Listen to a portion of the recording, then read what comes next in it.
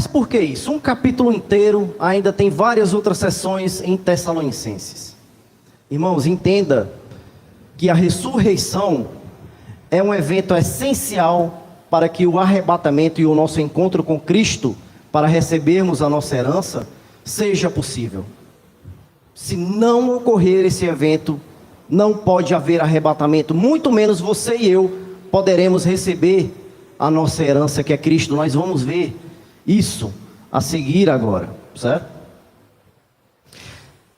E o interessante é que se Cristo, sabe por que Paulo, ele reforçou no começo do capítulo 15 a ressurreição de Cristo e a crença na ressurreição dos mortos? É porque se Cristo ressuscitou, é certo também que os que morreram em Cristo também ressuscitarão da mesma forma, com o corpo glorificado, assim como nosso Senhor ressuscitou.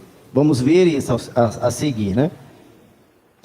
Irmãos, seguinte, este evento é tão importante que Paulo afirma que nós, que estaremos vivos até a vinda de Cristo, jamais precederemos os mortos em Cristo, jamais precederemos os que dormem. Olha o que ele fala em Tessalonicenses 4,15. Ele fala o seguinte: dizemos-vos, pois, isto, pela palavra do Senhor, que nós, os que ficarmos vivos para a vinda do Senhor, não precederemos os que dormem. É tão importante que o arrebatamento só ocorrerá após a ressurreição dos mortos, meus amados.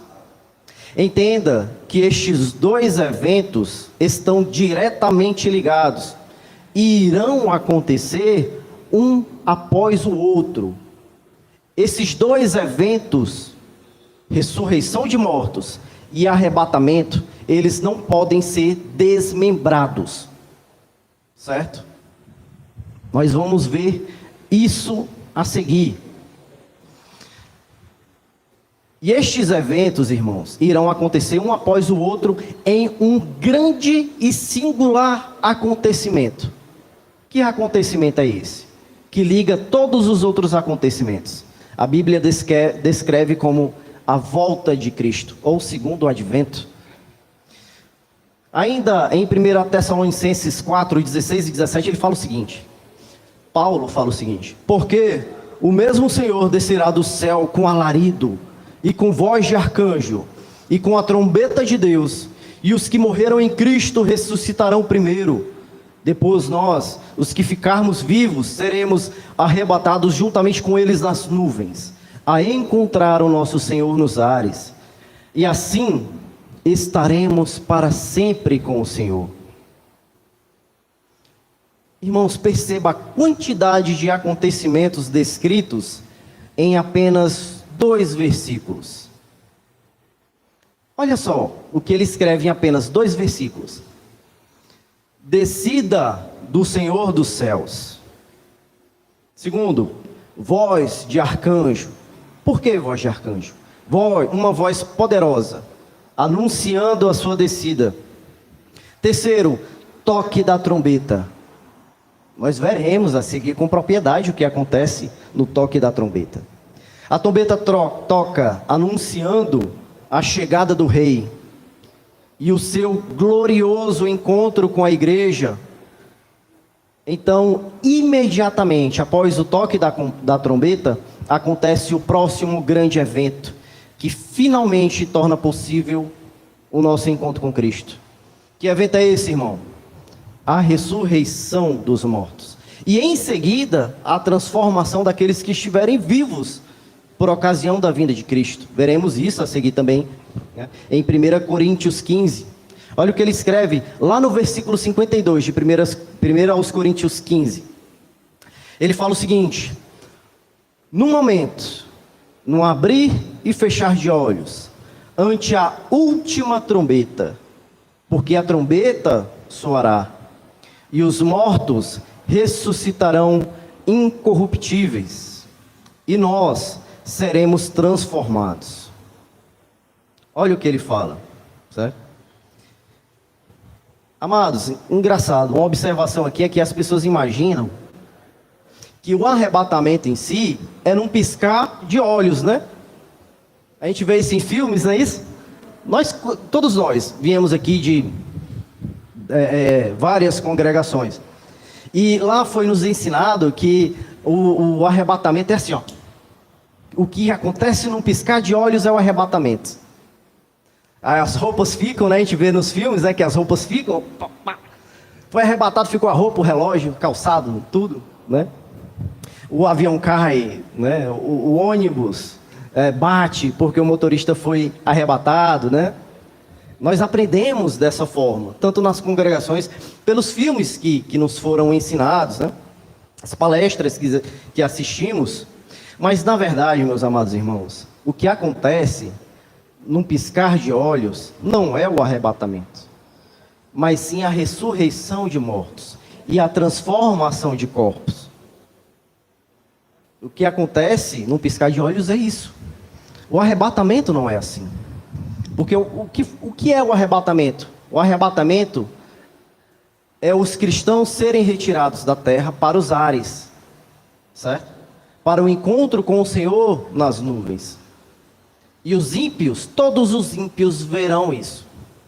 Verão Cristo retornando com poder e grande glória, os céus abertos. Os ímpios verão o encontro da igreja nos ares com o Senhor. Por isso que eles verão, reconhecerão o Senhor e se lamentarão. Em Mateus 24, a Bíblia diz que todas as tribos da terra se lamentaram, porque eles estavam lá embaixo, pessoas de todos os povos, línguas e nações.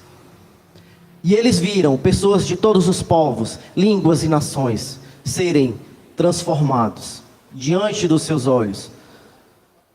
Viram os mortos de todos os povos, línguas e nações serem ressuscitados diante dos olhos deles. Viram eles sendo elevados para o encontro com o Rei nos ares. Por isso que em Mateus 24 eles se lamentam. É por ocasião desse grande evento.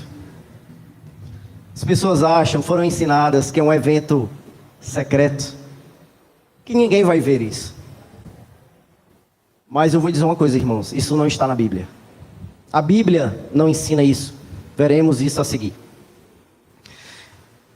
Irmãos, após isso, né, é que outra coisa, né? Muita gente tem dúvida. Eu já recebi essas perguntas via direct lá no Instagram, né? Como será esse corpo? Que corpo será esse? Que as pessoas ressuscitam, que as pessoas são transformadas, né? Vamos ver isso ao seguir também. Vamos responder essas perguntas, certo? Em seguida, nesses mesmos versículos de Tessalonicenses, né? A seguir, qual é o próximo evento? É o arrebatamento. Para onde, irmãos, é o arrebatamento? Para o céu? Fomos ensinados assim, não fomos? Nas nossas congregações, onde vimos, onde conhecemos o Evangelho, nos filmes. Mas a Bíblia não relata isso, irmãos. A Bíblia relata que o arrebatamento é para os ares. Para os ares. Os céus aqui. Nesse plano ainda. Não é o céu de Deus. São os ares aqui na terra. Certo? Muita gente acha que o arrebatamento é para o céu, né? O céu de Deus. Mas, irmãos, eu vou dizer uma coisa. Abra os seus olhos. Estude a Bíblia com sinceridade. Né? Você vai ver, irmão, que a herança dos homens é a terra. Os justos possuirão o quê?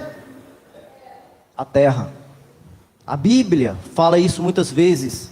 Os céus são os céus de Deus, cujo os céus não podem conter a glória de Deus. Mas a terra Ele deu aos homens e aos filhos dos homens. Certo? A terra pertence aos homens. A herança da igreja será na terra.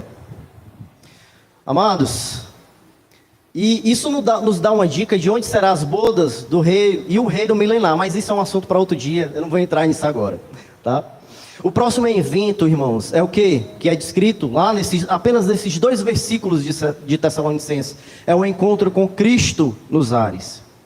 E aqui, meus amados irmãos, receberemos a nossa herança, que é Cristo. E aqui receberemos também a eternidade. E assim estaremos para sempre com o nosso Senhor, como é descrito no final do versículo. E nós, olha o que diz aqui: seremos arrebatados juntamente com eles nas nuvens, a encontrar o nosso Senhor nos ares, e assim estaremos sempre com o Senhor. Ou seja, a partir daquele momento, nós e Cristo não nos separaremos mais. Estaremos para sempre com o Senhor. Glória a Deus. Certo? Irmãos, essa ideia que a ressurreição e, consequentemente, o arrebatamento só ocorrem pelo evento da vinda de Cristo, porque as pessoas dizem o quê? Que há vários arrebatamentos. Foram assim, todos nós fomos ensinados, nos filmes e nas congregações, certo? Mas o que é que a Bíblia ensina sobre isso, né? A Bíblia ensina que a ressurreição e, consequentemente, o arrebatamento só ocorrem pelo evento da vinda de Cristo. E eu já vou adiantar para vocês: Cristo só vem uma vez. Entenda isso. Cristo só retorna uma vez. Não tem esse negócio de Cristo vir encoberto, de modo secreto, para fazer 1, 2, 3 arrebatamentos, não. A Bíblia não ensina isso, meu irmão. Nós veremos isso a seguir agora. Olha só como a Bíblia reforça essa ideia que a ressurreição e, consequentemente, o arrebatamento só ocorrem pelo evento da vinda de Cristo. Por exemplo, 1 Coríntios 15, obrigado, meu irmão. 1 Coríntios 15, versículo 23, Paulo estava falando sobre toda a dinâmica da ressurreição. E aí ele vai estabelecer uma ordem para a ressurreição. Que ordem é essa? Ele fala o seguinte: mas cada um por sua ordem, no versículo 23, ó. Cristo as primícias, ou seja, Cristo primeiro. Quando foi que Cristo ressuscitou, amados? Hein? No comecinho ali, 33, né? Morreu e ressuscitou. Cristo ressuscitou. Depois, os que são de Cristo. Quando, irmão? Quem é de Cristo aqui? Todos nós que aceitamos Cristo como nosso Senhor e Salvador, que recebemos o Espírito Santo, que é o selo para o resgate. Quando? Ele fala na sua vinda. Quantos arrebatamentos são descritos aqui, irmão? Nesse versículo, aqui já começa a ficar difícil. Meu irmão pentecostal, por gentileza, não saia do vídeo agora. Assista até o final essa pregação. Eu peço isso em nome de Jesus, certo? Amados, e aqui afirma que Cristo foi o primeiro que ressuscitou. Depois, os mortos em Cristo ressuscitarão somente por ocasião da vinda de Cristo. Mas aí alguém vai dizer assim: ah, mas antes de Cristo, outras pessoas já ressuscitaram. Lázaro, outras pessoas do Evangelho. É mesmo? Me diga uma coisa: quem ressuscitou antes de Cristo, viveu eternamente? Morreu, não morreu? Como foi que eles ressuscitaram? Eles ressuscitaram com esse mesmo corpo. Por que a ressurreição de Cristo foi diferente? Hein? Irmãos, até agora, Cristo foi o único que ressuscitou com o corpo glorificado para a eternidade. E assim será também conosco, naquele glorioso dia. Um corpo que não perece. Um corpo no qual a carne não tem influência. Glória a Deus. Naquele glorioso dia estaremos todos libertos, finalmente, dessa carne que luta contra o nosso espírito. Aqui, irmãos, temos uma grande verdade. Não pode haver arrebatamento sem antes ocorrer a ressurreição. Um está ligado ao outro. Fale para o irmão que está do seu lado. É brincadeira, irmão. Não vou fazer isso com vocês não, tá? Ó. Mas vocês já se perguntaram uma coisa? Por que é obrigatório ocorrer a ressurreição e transformação de corpos antes do arrebatamento para encontrar com o nosso Senhor? Meditando nas Escrituras, vocês já se perguntaram isso? Oh, glória, meu irmão. Está no mesmo espírito. A irmã está assistindo as lives lá, né? Dia de segunda. Olha aí, ó. Glória a Deus. Sabe por quê, irmãos? Porque a Escritura diz que a partir desse momento, do encontro com Cristo, estaremos para sempre com o nosso Senhor. Ou seja, por toda a eternidade. Herdaremos a eternidade. Tomaremos posse da nossa herança. E o apóstolo Paulo, em 1 Coríntios 15, certo? Ele é taxativo. Olha o que é que ele fala. Irmãos, eu declaro a vocês que carne e sangue não podem herdar o reino de Deus. Nem o que é perecível pode herdar o imperecível. Irmão, seu corpo carnal não pode herdar a eternidade. Não pode herdar todo o esplendor que há de ser revelado em nós. Olha só, olha o que diz 1 Pedro, capítulo 1, versículo 3 ao 5, ele fala o seguinte: bendito seja Deus e Pai do nosso Senhor Jesus Cristo, que segundo a sua grande misericórdia, nos gerou de novo para uma viva esperança, pelo quê? Pela ressurreição de Jesus Cristo dentre os mortos. Para o quê? Para uma esperança incorruptível, incontaminável e que não se pode murchar. Que o quê? Que já é guardada nos céus para vós. Que mediante a fé está guardada no poder de Deus para a salvação. Já prestes a se revelar no último tempo. Aqui, irmãos, olha o que Pedro sintetiza, né, em apenas 2 versículos, algumas verdades tremendas, algumas verdades gloriosas, né? A primeira, Pedro reforça a esperança de que Cristo ressuscitou para uma herança incorruptível e incontaminável que não se pode murchar, certo? E segundo, ele afirma que essa mesma honra e herança já estão guardadas nos céus, para mim e para você. Esta mesma honra de ressuscitar com um corpo glorificado, ou de ser transformado com um corpo glorificado, à semelhança do corpo de Cristo, esta honra, esta herança, já está guardada nos céus, para mim e para você. E ele diz mais, certo? Ele diz o seguinte, olha o que Pedro nos diz com esse versículo, que essa é uma fonte de esperança inabalável para nós, pois ele afirma que a nossa herança está guardada em quê? No poder de Deus para a salvação, que será revelada nos últimos dias. Agora eu pergunto a você, tem alguém mais poderoso do que Deus? Tem alguém que possa arrebatar a nossa herança da mão de Deus? Então pode glorificar o nome de Deus, irmão, viu? Glória a Deus, aleluia.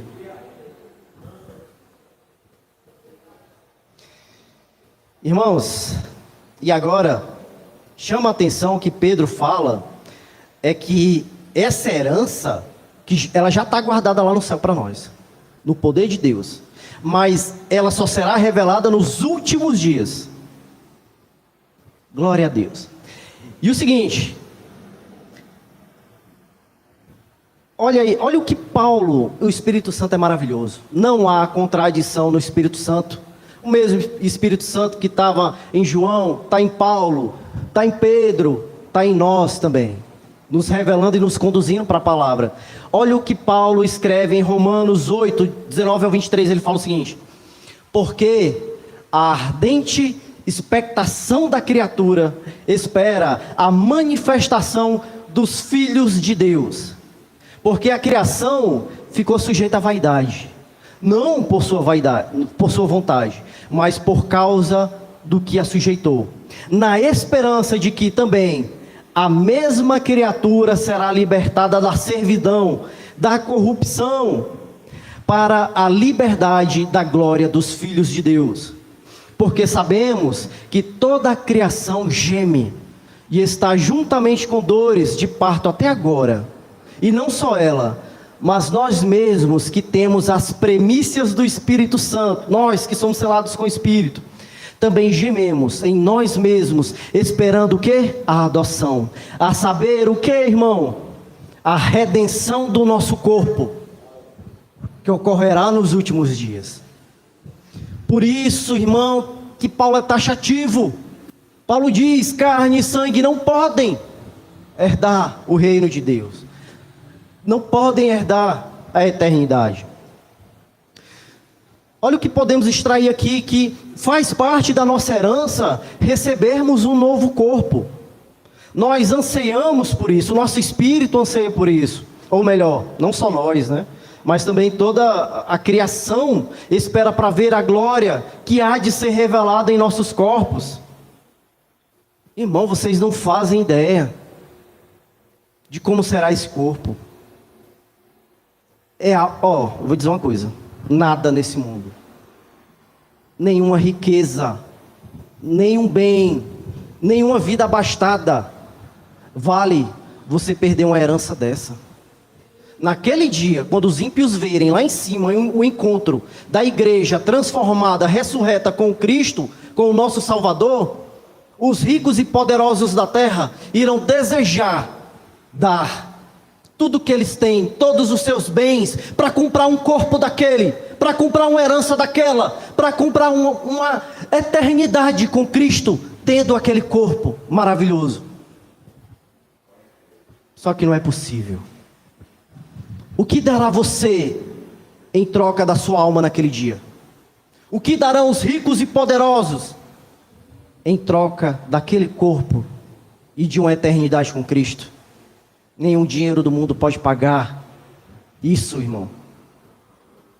Agora você entende que você é mais rico do que os ricos e poderosos da terra? Você entende isso?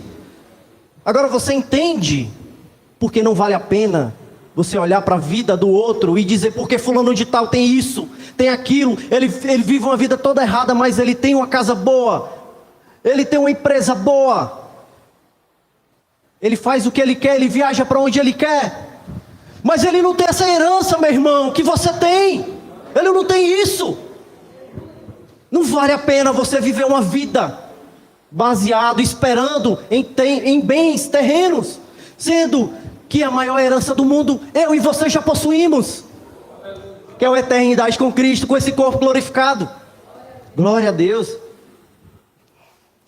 Amados, esse será um evento que toda a criação parará para ver. Todos verão, meu irmão. Existe uma grande expectativa de toda a criação para esse momento. É o que Romanos diz. Imagine comigo aqui. Eu gosto de fazer muito isso, né? Mas imagine comigo. Os ímpios lá embaixo vendo isso. Toda a criação lá embaixo vendo isso. Os anjos do céu vendo isso lá em cima. Os anciões vendo isso. Os 4 animais vendo isso. Toda a criação vai parar. Até aqueles que estão lá embaixo, no Hades, no Sheol, todos verão e se lamentarão. Toda a criação parará para ver esse evento glorioso, esse evento singular. Eu estou falando aqui, talvez alguns não acreditem, mas para mim, irmãos, a Bíblia é real. Alguns não acreditam na Bíblia porque não vem mais coluna de fogo em cima, não vem mais coluna de nuvem, não vê mais as pragas do Egito. Tudo bem. Mas na Bíblia existem várias formas de Cristo trabalhar, de Deus trabalhar. O que foi que Cristo disse que faria com Israel no final dos tempos? Que a juntaria para a sua terra. O que foi que nós vimos agora? Israel voltando para a sua terra. Irmãos, a Bíblia, não é porque você não vê mais sinais e maravilhas, coisas sobrenaturais, que a Bíblia não está se cumprindo no dia de hoje. Que a Bíblia que as promessas não se cumprirão. Cuidado, irmão. Todas as promessas da Bíblia se cumprirão. Estamos caminhando para ela. Milagres acontecem do nosso lado o tempo todo. Só que você está com a mente tão cauterizada que você não liga mais para isso. que muitos cristãos não acreditam mais nisso.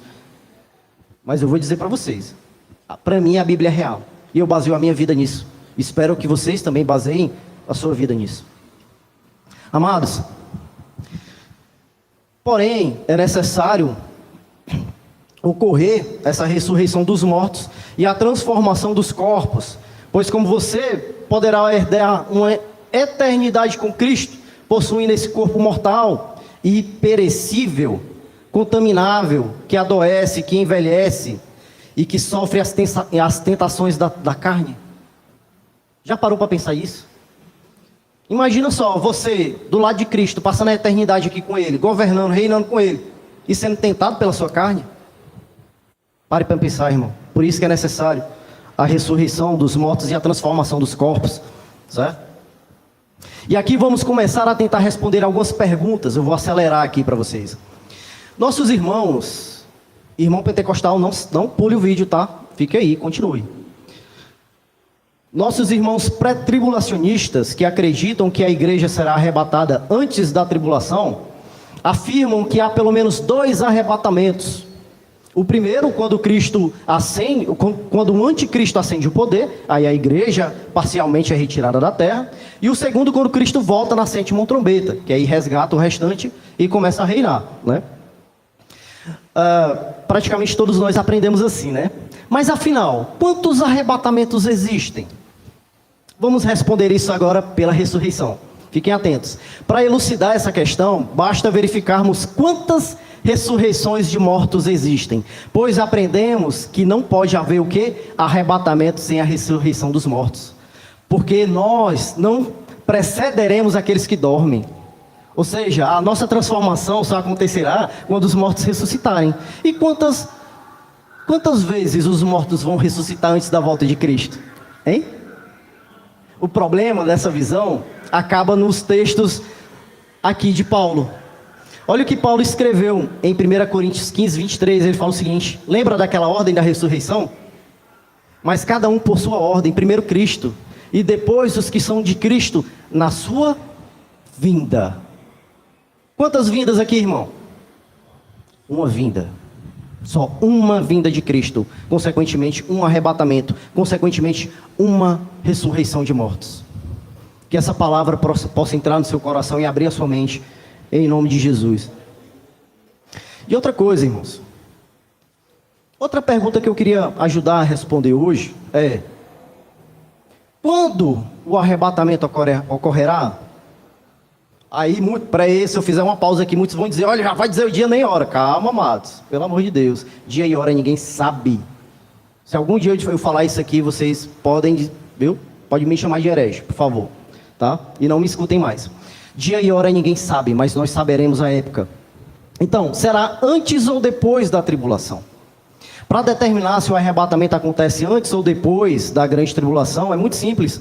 Basta rastrearmos o momento que ocorre a ressurreição dos mortos e transformação dos corpos. Pois vimos aqui, nesse estudo, que esses eventos estão diretamente ligados. E mais do que isso, o arrebatamento depende da ressurreição, né?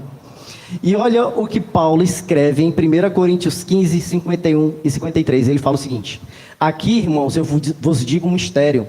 Na verdade, nem todos dormiremos, ou seja, morreremos, mas todos seremos transformados. No momento, no abrir e fechar de olhos, ante a última trombeta. Porque a trombeta soará e os mortos ressuscitarão incorruptíveis, e nós seremos transformados. Porque convém que isto que é corruptível se revista de incorruptibilidade, e que isto que é mortal se revista de imortalidade. Irmãos, a ressurreição que é necessário para o arrebatamento só acontece na última trombeta, irmão. Depois da tribulação. Coloque isso na sua mente em nome de Jesus. Se prepare. Se prepare, irmão. Você vai ver a necessidade disso. A igreja é perseguida. Você acha que aqueles que são perseguidos em Apocalipse 6, Apocalipse 7, você acha que aqueles santos ali são quem? É os que ficaram para trás, os judeus. É não, irmão. É a igreja. Abra os seus olhos e se prepare. Serão tempos difíceis. Prepare seu espírito. Tenha coragem, irmão. Irmãos, a última trombeta está depois da grande tribulação.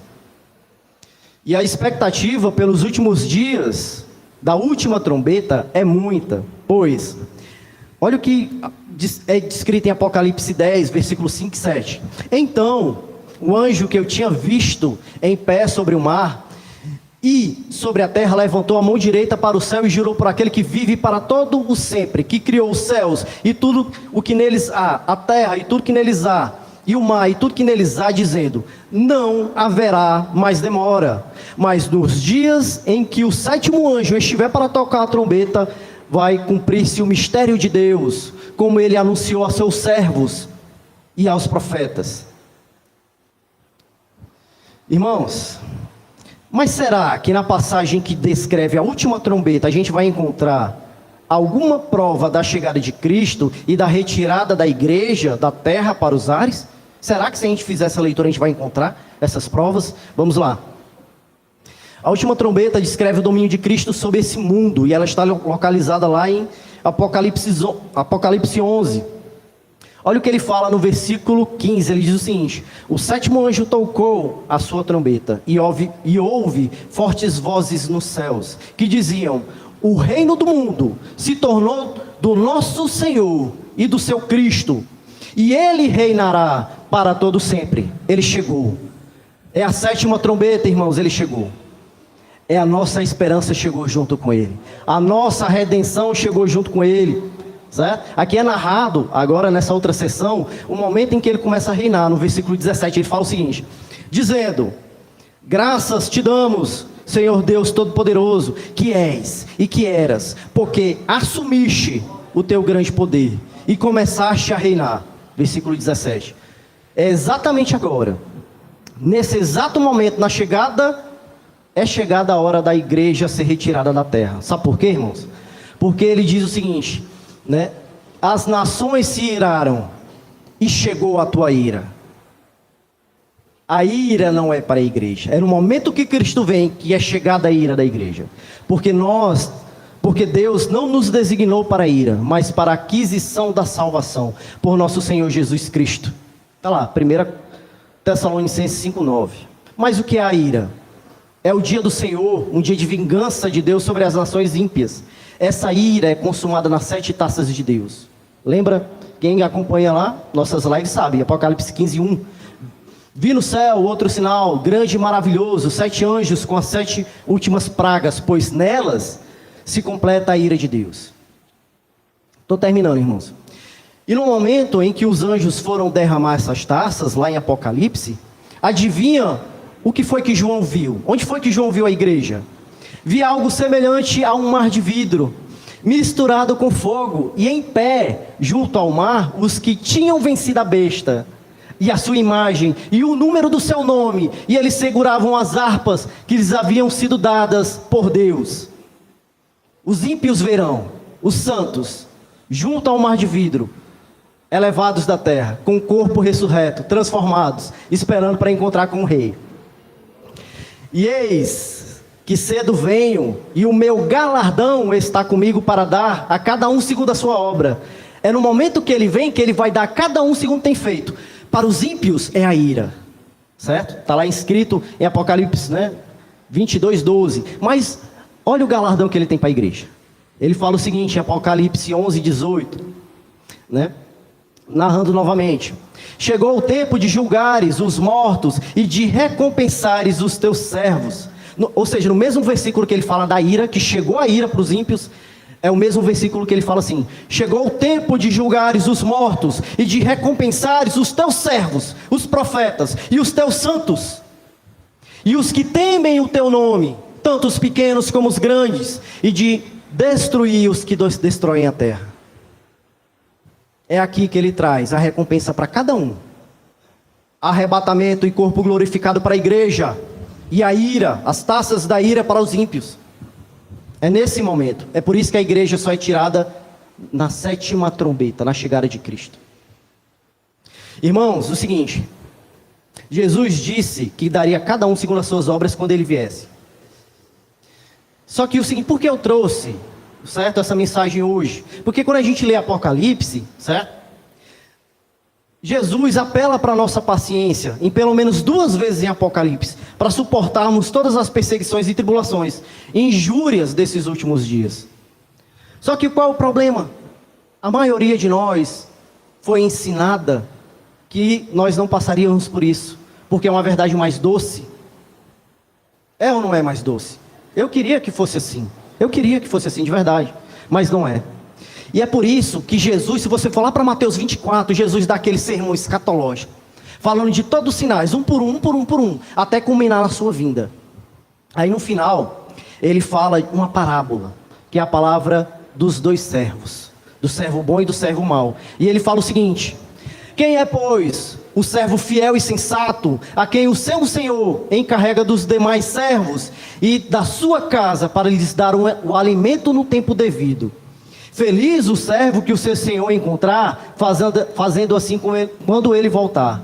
Garanto que ele o entregará todos os seus bens. Mas suponham que esse servo seja mau e diga assim mesmo: o meu senhor demora. Por quê? Porque ele foi ensinado que o senhor dele vinha lá na primeira trombeta, na segunda, na terceira. Ele foi ensinado que não passaria por nenhuma dessas adversidades. E aí o que é que ele começa a fazer? O meu senhor demora. E então ele faz o quê? Ele começa a bater em seus conservos, e a comer e a beber com os beberrões. Ele vira a casaca. Ele vai para o time da besta. É isso que vai acontecer. O senhor daquele servo virá no dia em que ele não espera. Por quê? Ele parou de esperar. Porque ele achava que vinha no começo. E o senhor dele não vinha no começo. O senhor dele só veio na última trombeta. Aí na metade do caminho ele cessou a vigília. Ele parou de esperar e virou a casaca. Ele achava que essas promessas aqui eram histórias da carochinha, porque foi ensinado errado. Esse é o meu papel. Você pode até não acreditar, mas é o meu papel te avisar. Avisar a todos. E o Senhor está levantando a muitos nessa geração. E aí, Ele lhe dará o lugar dos hipócritas, onde haverá choro e ranger de dentes. Aprenda, irmão, agora, para que você não diga naqueles dias: o meu Senhor tarda, e abandone a fé. Porque, irmão, nenhum sofrimento aqui nessa terra, nenhuma bonança pode se comparar com aquilo que será revelado em nós. E agora você sabe. Eu gostaria de mais tempo para entrar em detalhes desse corpo glorificado. O que a Escritura diz é tão maravilhoso que a nossa mente finita não é capaz de descrever esse corpo com perfeição. Mas essa é a minha e a sua herança. E já é guardada no poder de Deus. E não existe ninguém mais poderoso do que Deus.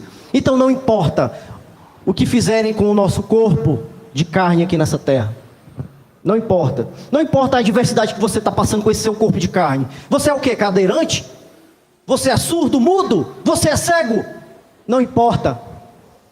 Porque você não imagina a glória que há de ser revelada em você. Você que antes foi humilhado por pessoas aqui, porque você era cadeirante, porque você era surdo, porque você tinha alguma doença de pele, porque você era cego, porque você tinha alguma imperfeição corpórea, cognitiva. Não importa, porque as pessoas não sabem a glória que há de ser revelada em você. E essa herança já é guardada no poder de Deus para você, e ela será revelada nos últimos dias. E toda a criação verá a glória de Deus revelada em você. Sejam abençoados com essa palavra em nome de Jesus. Eu espero que essa palavra tenha abençoado a sua vida hoje, tenha aberto a sua mente, para que nós possamos esperar, reter, irmãos, esse nosso testemunho de Cristo. Que nós não possamos abandonar o testemunho de Cristo por nada, por nada que é mundano, por nenhuma promessa mundana, por nenhum bem mundano. Porque de que vale um homem ganhar o mundo inteiro, mas perder a sua alma? Deus abençoe a todos.